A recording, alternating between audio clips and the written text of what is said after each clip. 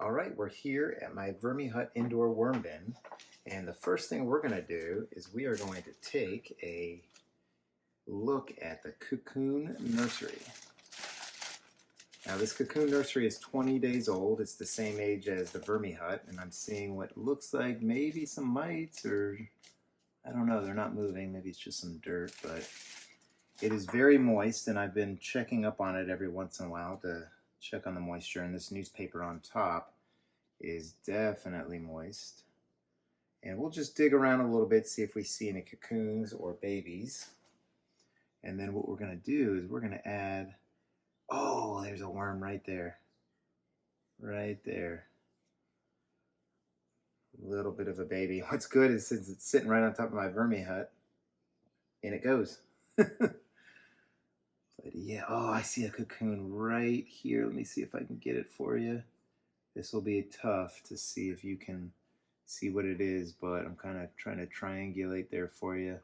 The cocoon, it's dark, so it could be close to hatching, but there are probably literally hundreds of cocoons in here. And this came from the fourth tray. No, I'm sorry, I think the third tray that we had started in this Vermihut system. Lots of cocoons. I don't know if you can tell, but they are all throughout here. So Cocoon Nursery feels nice and damp, and these castings are just amazing. Oh, another baby, another baby.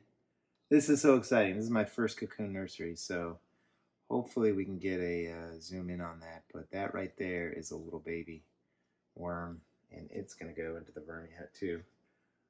I'm not going to sit here and pull out every baby that I find, but what we can tell is that the nursery is working. I am so excited. This is really, really cool for me. And I think Peggy over at Peggy Hebling's Garden Witch of Got, she has also started a cocoon nursery, and it's about the same age. This one is 20 days old. Here's another baby. So she is probably going to start pulling out worms out of hers too. And of course, we all know AV has probably at any one time 3 or 4 cocoon nurseries going at a time, and he's kind of the inspiration for this. I've never done one before, but just such great results from those. And then one of the commenters had mentioned putting some tea to kind of feed them.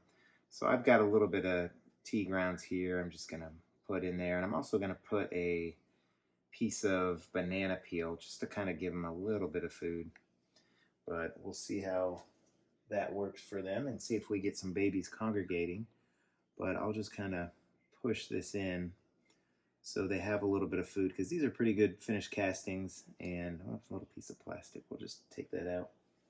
These are pretty good finished castings, and although they'll continue to eat their castings, having food for them in there is good too. So man, I'm really excited about this Cocoon Nursery. It is doing its job, and they are hatching, and I'm seeing lots of cocoons. So good stuff out of here. Good stuff. So let's just put it away, and then we'll get back to our regularly scheduled feeding.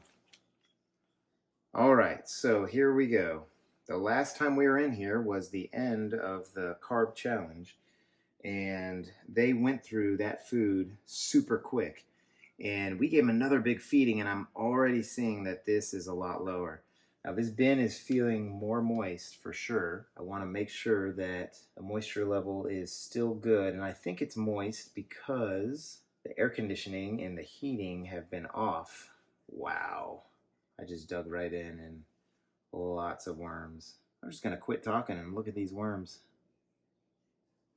They are all throughout this banana. Oh, that's right. We put a whole banana in here. And they are, I feel like I'm taking apart. Oh, I am. I'm basically pulling out a worm ball from inside of a banana peel here. So let me kind of just put this to the side right there. And look at this banana in here. It's almost like dehydrated, or this is kind of dehydrated here, but inside it's mushy. So they haven't even gotten to this part of it. They got to the other part that was in here, but we'll just kind of set this to the side.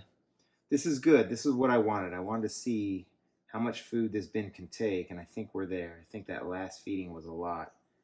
and we kind of know what their capabilities are. And I never know after an experiment how hungry they are or not, because they blast through the experiment and you're thinking, whoa, I haven't fed them in a while. And oh my gosh, look at this. I'm just gonna try and see if I can dig in here and pull out what I am seeing. Look at that. That is amazing. And these are blue worms and red wigglers. And the blue worms, you can tell because they're a lot thinner. They're the same length about. They're a lot thinner and they move way faster. And then the red wigglers are chunkier, again, about the same length, and their clitellum is more bulging. So good mix of both.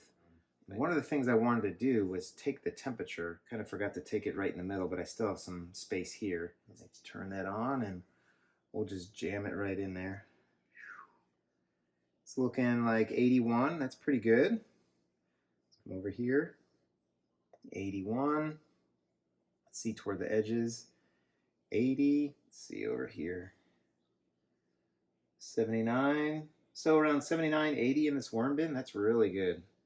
The microbes in here are really established. Whoa, look at that.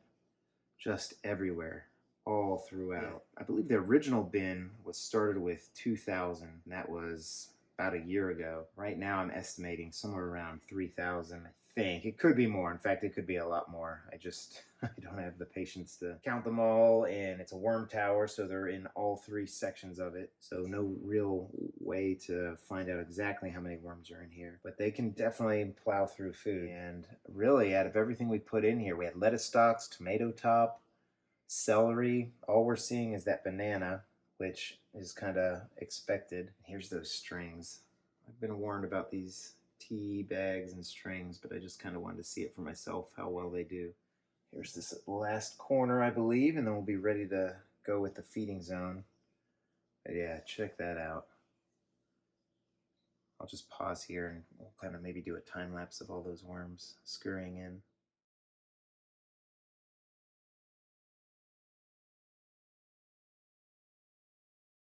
There we go. All right, let's set up the feeding zone. I like to go down the middle and then I kind of spread out after each feeding, 7 days later when I check in. So let's put in some bedding.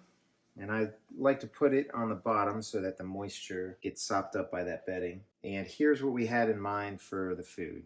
We've got some papaya, some lettuce, we've got some Ezekiel bread, and if you were here for the last episode or last video, you saw me do a carb challenge, and that bread went quick. And then we've got some apples and some slower foods that will keep them busy, and certainly this old stuff will keep them busy, so I'll put that on the bottom. So I don't think I'm gonna feed them everything that I had here, but they'll get a pretty good portion of this. Get the papaya going, some onions, apple, and these lettuce stalks. These things, they look like they'll be there for a while. Nope. They go real quick. And here's another big one.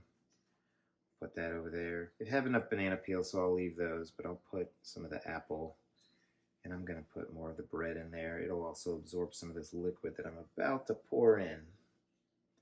Right there. And then we'll go with our coffee, which just comes from my Keurig, and I put it in here, and it kind of gets aged. This is probably a couple months worth of coffee in here, so probably has its own set of microbes going on. And then we'll do our grit for their gizzards, which is just a pulverized eggshells that I collect. And all this is great stuff for the garden too, which is where these castings are eventually going to go. So I think we've remembered everything for the feeding zone, and we're just going to bury the feeding zone here. Here's a little worm.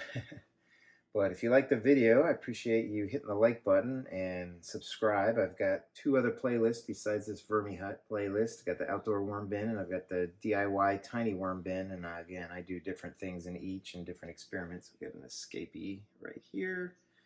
Put that one back in there. But yeah, hit subscribe and you'll get notified. If you ring the bell, we've got a bit of an apple with some worms on it that we'll put in here.